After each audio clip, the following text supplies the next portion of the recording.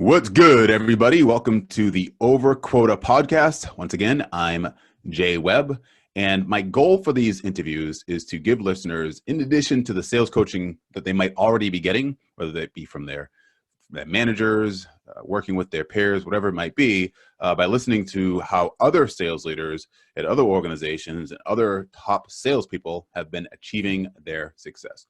Now, before I introduced my guest, I should mention that my company, the J. David Group, is sponsoring this podcast. So until we have sales enablement companies or people who want to get in front of this audience sponsor this podcast, I'm going to sponsor with my own company, the J. David Group, which helps high growth software companies recruit top enterprise software salespeople and sales leaders. To learn more about both, go to thejdavidgroup.com/hiring if you're looking to hire people, or go to thejdavidgroup.com/looking if you're looking for your next big challenge. Now, my guest here today is a gentleman by the name of Anthony Romano, gentleman who I've been trying to get on this podcast now for quite a while because I know that he just does a phenomenal job at his company. He's a senior account executive at Brainshark. Brainshark provides cloud-based software for creating, sharing, and tracking online and mobile video communications. I was a customer quite a long time ago when I first got started with the J. David Group, when I needed to train people on a number of different processes for recruiting. So Anthony, welcome to Over Quota. Thanks, Jay. Happy to be here. Absolutely. Thanks. I'm finally glad to get you. So let's start with what I just ended with, which is give me a sense of the Brainshark value proposition and then your role within Brainshark.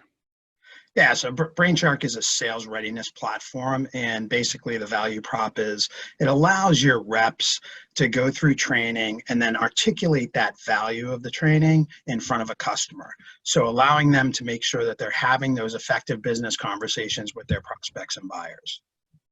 Got it. And who are the typical buyers, so to speak, or the typical prospects of Brainshark?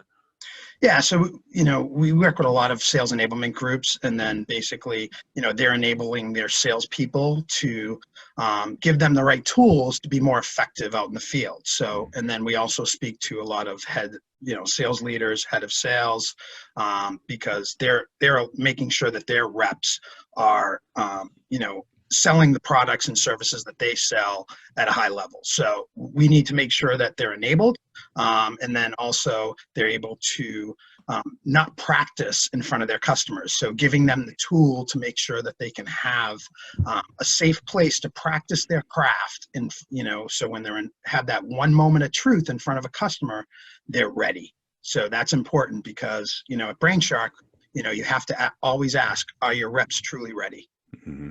That's, let's just start there, because obviously, again, this podcast is to really be a platform or a knowledge base for, your peers, frankly, and even people who might be mid-market account executives or people who are BDRs who are striving to become account executives. And I think we can all learn from each other, and certainly even enterprise salespeople don't always have the same habits and aren't always doing the same things. You mentioned prepared. Let's just start there. Like, how do you prepare for a prospect call or a meeting that you're going to have? Yeah, that's a great question. So if you had asked me 10 years ago compared to how I prepare today, it's totally different. We have so many more tools at our fingertips today that helps us prepare when we're in front of a client. So, I do a lot of research. So 10Ks, LinkedIn research, who they're following, what they posted. So when I'm in front of them, I understand the strategy. I understand, what's important to them as a buyer. So I'm able to have a better conversation, and I'm aligned to some of their strategic goals and objectives as they go through the process. Got it. And so being aligned with their strategic goals as they go through the process helps you, because you now what? Like, you're able to position your product in a way that immediately addresses the pain that you know that they're already in? Is that the? Yeah, that's correct. So, we want to make sure that we're aligned to the business problem. So they have a business problem. We're looking to tie a solution to best fit that problem and the goals and achieve those business objectives that they're looking for. So making sure that we understand their strategy, understand the business objectives and what they're trying to accomplish. So if we can provide a solution to help achieve those business outcomes, then we're doing our job. Get it. And you mentioned that the way that you do it now is different than maybe you would have done it 10 years ago. What kind of mistakes were you making then that you wish you hadn't made that you're not making anymore? Well, I think, I was in a different sales role, so it was a little bit more transactional way back when. But, now we're selling solutions and really, the buyers are so educated. So they already know, the product, they know the companies, they've done their research. So now we just have to be that trusted advisor and set us apart from who we're going up against. Got it. And obviously you and I have talked offline, and the reason I'm having you on here is because, the name of this podcast obviously speaks for itself. It's Over Quota.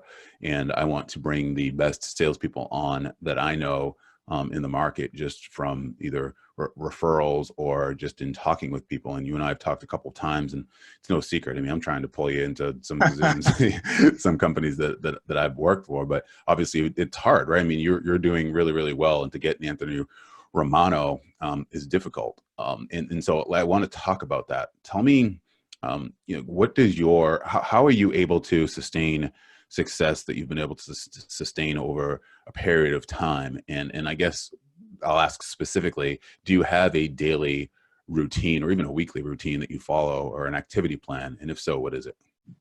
Yeah, good question. So, I'm passionate about what I do. I love sales. I've been in sales for 25 years.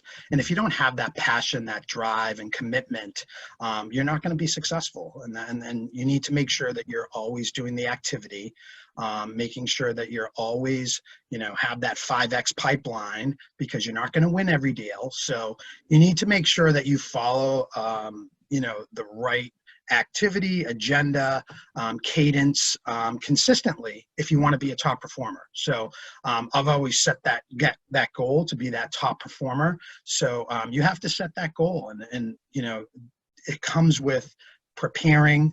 I can't say enough about preparation and, making sure that you're committed to and have passion about what you're selling. And do you have, like, when you wake up in the morning, or or even maybe even your week, let me ask you a more specific question.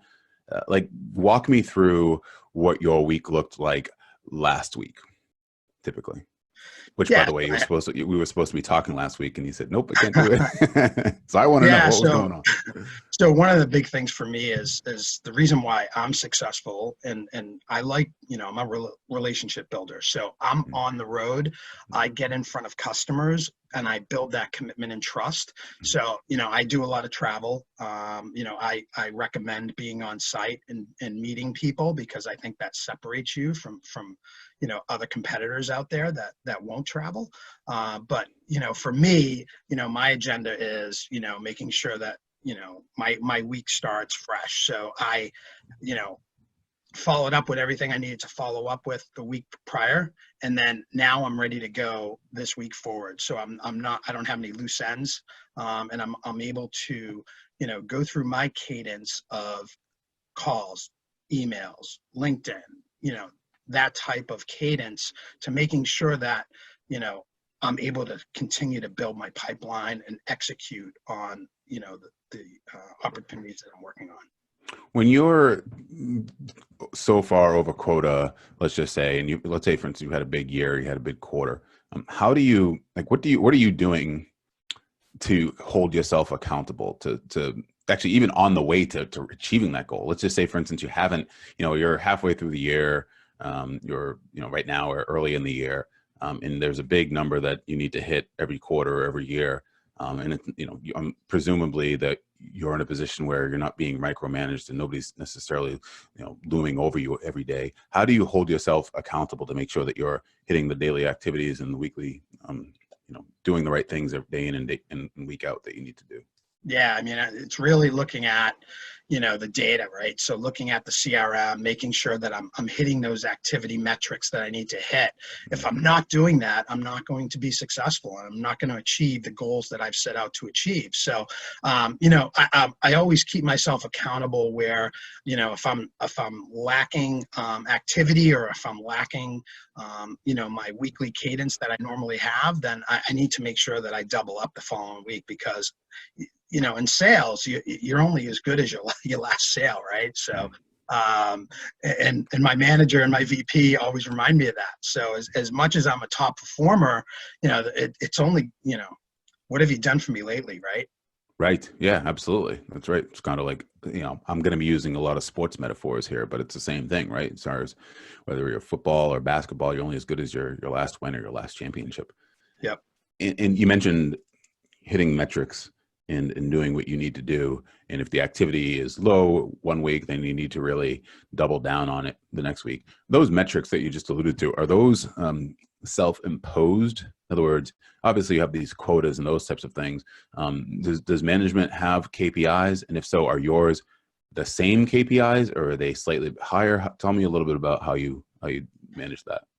Yeah, we have, standard KPIs that our company, wants all the salespeople to go through. But, for me, I set myself at a higher standard because, if I want to be a top performer and the number one rep in the company, then I have to set higher KPIs for myself. So I continue to do that. I'm always, my VP can probably tell you that I'm always at the top of the list when it comes to those KPIs. So, yeah. And let's say, for instance, a year from now, you're 2 times the salesperson you are now, right? What will you be doing differently at that point than you're doing right now? Like, if you really want, you're like, you know what, I made, $500,000 this year. Let's just say I'm going to make $1 million next year. Like, what would you need to be doing differently in order to make that happen?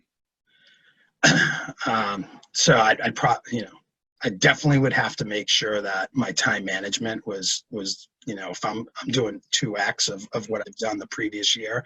Obviously I'm working a lot, right? And with 3 young kids and activities, that's difficult. So, you have to, make sure that your time management is set properly, and you're also not taking away from your family, because that's important. So, you always have to set a high expectation and set the bar at a certain level. I'm always looking to overachieve and be over quota and, be a top performer. So I set myself at a high standard. In terms of managing that, you mentioned time management, right? That was the first thing that you said in terms of managing your time. Either you get rid of a couple of your children, let's just say, right? Or, that's hard. Yeah, exactly. It might not be easy to do. Or you, like you said, you're become better at time management and all that stuff. What are you doing now, or how do you manage your time to make sure that you're focusing on the right activities more so than not?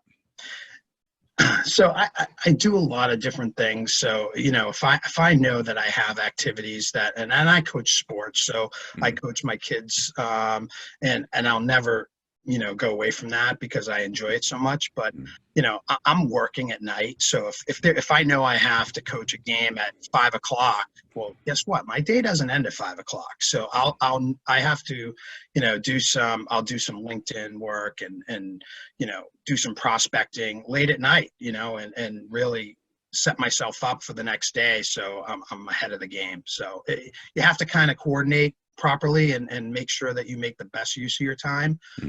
And there's always bumps in the road. So you have to really, focus in on what's important and, get to that level.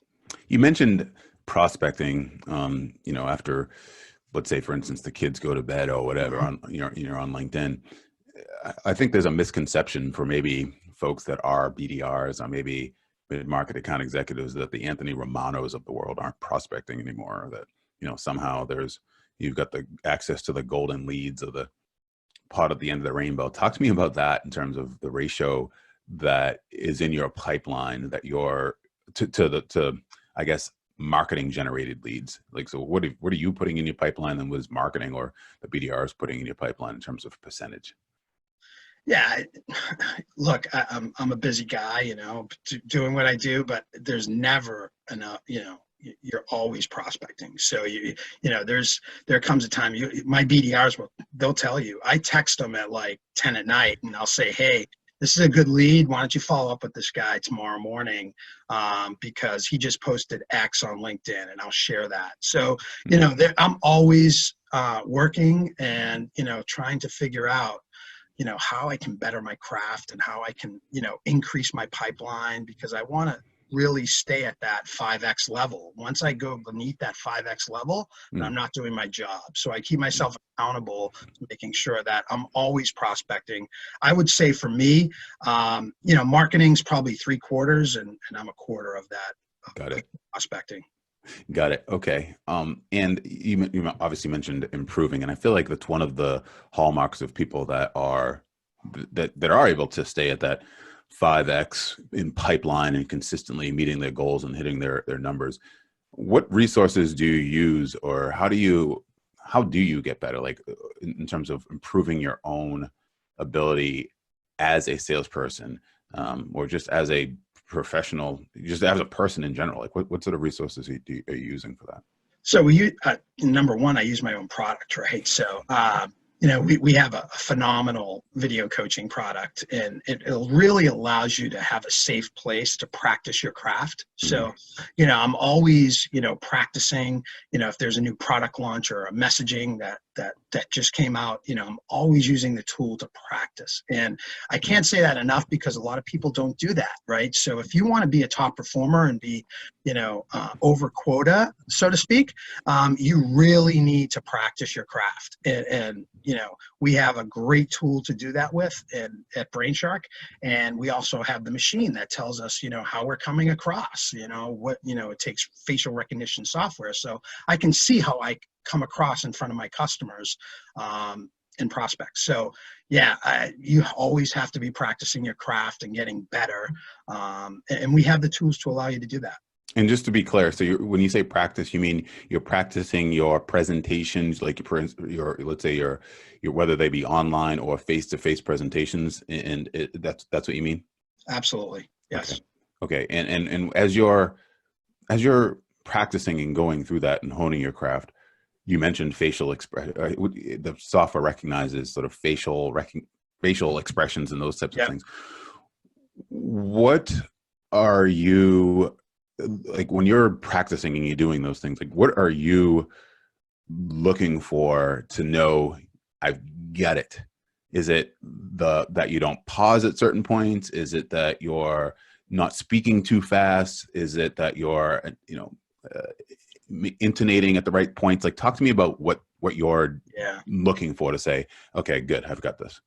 Yeah. So the great thing about the AI and the machine scoring is, it allows you to make sure, number one, you're on message, right? You're saying all the right words, topics, phrases that you need to say in front of a customer that, the company wants you to say, right?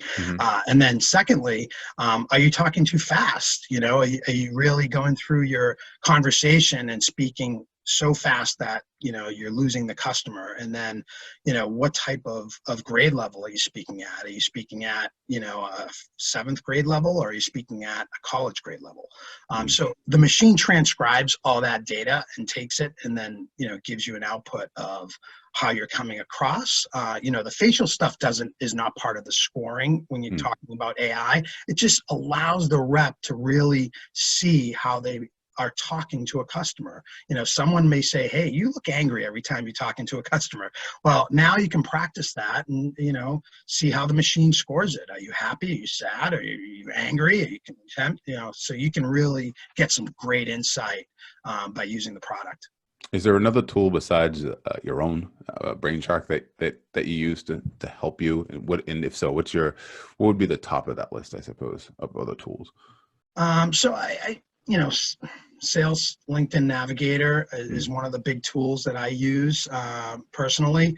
I know for our company, we use Sales Loft as well, and there are other outreach tools and engagement tools that we use. So it's really the tools that we have today are amazing, right? So you can get so much insight into a company or an individual or a prospect that it really helps you through the sales process.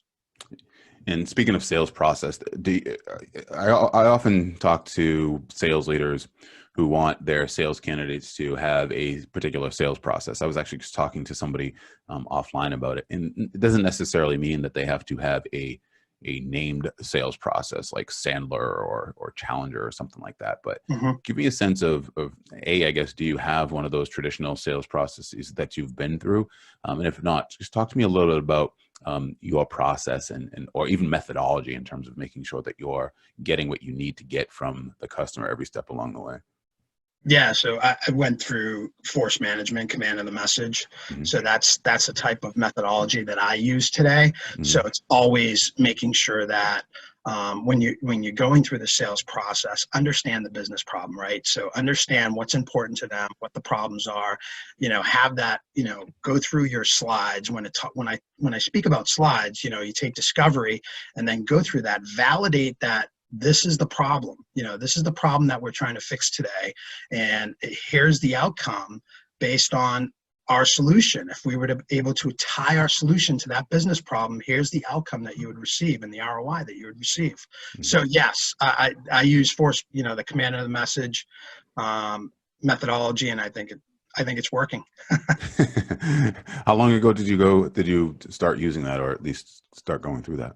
It's actually when I started at Brainshark, that's the methodology that they chose. And I've always used it. So, whether it's, what we heard slides or following up with customers and that type of cadence, it works. So highly recommended. Is there, I'm curious, is there a reinforcement to that training? In other words, is it ongoing where, I guess, somebody comes and just reinforces and coaches and trains that, or is it something that you just have revisited over time over the last 5 years and you've gotten to a point where you're really comfortable with it? Yeah, I mean, obviously we're an on-demand e-learning platform, so you can always have that continuous learning and development with Brainshark. So yes, I've been comfortable with it. So I've gone through that many times and reinforced that, used my coaching solution to kind of reinforce making sure that I'm always on the top of my game. But yes, I'm pretty comfortable with that methodology today. And for the new reps that are going through the onboarding and new hire training, that's being implemented as well. Let's say, for instance, obviously the Brainshark has its competitors. Let's say a prospect has come to the conclusion that they are ready that they need a sales enablement tool for one reason or another, right? What are how do you sort of displace a competitor, or frankly, just sell against a competitor to make sure that they're seeing Brainshark as a more valuable solution for them than anything else they're looking at? Yeah, great question. So the way my sales process, and I've heard this from many of my customers, I'm more that trusted advisor, right? So I'm also going to look at how I can help you, and maybe our solution can't be the one solution to help everything that you need, but we have great strategic partners that we work with that can allow them to have that one-stop shop. So I'm always making sure that I'll send out blogs, I'll send out, ebooks, I'll send out white papers to be top of mind and help them through that process, because some organizations only have one sales enablement leader that's running the whole organization. And as crazy as that may sound in an enterprise environment, everything's on them. So you need to make sure that they're a champion for your product. And the way to do that is to be that trusted advisor through that process. Right. So that they feel that once they've championed you through that, because trusted advisor means something that when you are working with them and advising them, if they are internally pushing for this product and maybe even signing the agreement, right? That what you're saying, they can take to the bank, right? In other words, that they're trusting you that throughout the entire sales process, whether it's good, bad, or indifferent, you've been honest with them. You've shared, how the product can help them. You're sharing some of the downfalls, perhaps, of the product. All those things, so that they feel comfortable enough to make an informed decision to say, "Yep, okay, I'm going to go with Brainshark." And Anthony did a really good job of making me feel comfortable and making me feel like a champion inside my own organization. That's exactly right. And, when your champion can basically work for your company. And what I mean by that is they can actually sell the solution internally. I've done my job. Right. Yeah, absolutely. Of course. So let's say someone for some reason has struggled to do that, right? Like, and we hear trusted advisor all the time, and it's kind of a catch-all, I guess, if you will. And we just articulated a bit about what that is. But let's say, for instance, someone has consistently struggled to meet and achieve their quota. And maybe it's because they're missing that element of becoming a trusted advisor, or maybe it's, something else, like you mentioned about preparation or practicing, which I think is illuminating, because I don't know how many salespeople that I talk to on a regular basis. Like if I'm interviewing a salesperson and I'm talking to them kind of like we're talking now, and I want to try to get to know them, I don't remember the last time I heard a salesperson say that they practice, right? I mean, you hear about, in sports and all this other stuff, but it's very rare that you hear a salesperson say that. So, if you were to advise someone who has been struggling for one reason or another, what would you say they should start doing immediately? I think the biggest thing is change the way they're doing things today, right? Is number one. Number two is making sure that, they're doing the activity. I think it all comes down to, are you doing the activity that you need to do to be a good salesperson? So, and I mentor a lot of the younger guys because, they're always asking me, and sales is competitive. So they'll look at some of the top performers in the company and say, what are you doing that I'm not? Right. So, and I try to collaborate with them and give them best practices and ideas on how they need to change the way they're doing things today, because, sometimes I don't go to bed at night. I'm always up doing, something comes in the mind and you really like, hey, I got to look this up because something just flashed in front of my eyes, and I need to make sure that it's top of mind, next day, so I can, get to that next prospect and close a deal. Yeah, that's amazing. And that goes back to one of the first points you made in the beginning, which is passion, right? Like that illustrates a certain level of passion that I feel like if you don't have that, then you are going to struggle. I was actually talking to a candidate yesterday, an entry-level candidate for a BDR role. And by the end of the conversation, I just assessed that they didn't necessarily have the passion to get into the BDR role, right? I mean, they were just new out of school, and and I let her know that it's because it's hard. Sales is hard enough when you don't have the passion, right? You don't like what you're doing. And she was a top performing skater in high school, and I think ice skater on into college. And I told her, I'm guessing part of the reason why she was successful at that is because she was excited and passionate about skating. Right. And it's just difficult to do if you're not passionate about, everything else. Right. So I think that's really important.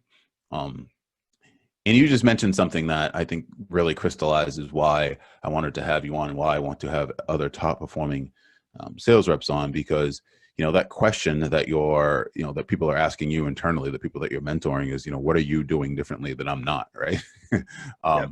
This interview and others will hopefully, illuminate that. And really, it's not one person. I'm not expecting, if you're listening to this, I'm not expecting you to listen to Anthony Romano and expect that he's going to have all the answers. And now all of a sudden you're going to turn it around. But hopefully the aggregate of these interviews and the information that I'll be sharing and that my guests will be sharing on this podcast will help you evolve, right? And slowly become a much stronger and a much better salesperson. I think it's going to be better for everybody, for sure, for customers, for companies, for individuals, for people like me who frankly will have a better recruiting pool, better, a more informed and better sales talent pool to recruit from, for sure. And that's really what this is all about. So Anthony, let me just ask you this one last question, which is simply, how can folks get in touch with you if they want to follow up on something that maybe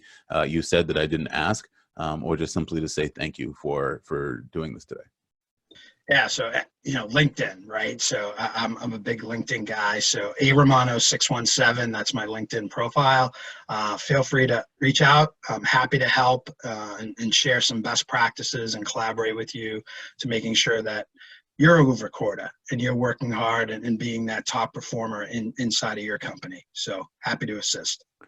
Absolutely, that's right. We want to make sure you're over quota. And Anthony, I just want to say thank you and congratulations for going over quota with me today. Thanks, Jay. Appreciate it. Absolutely. Goodbye, everybody.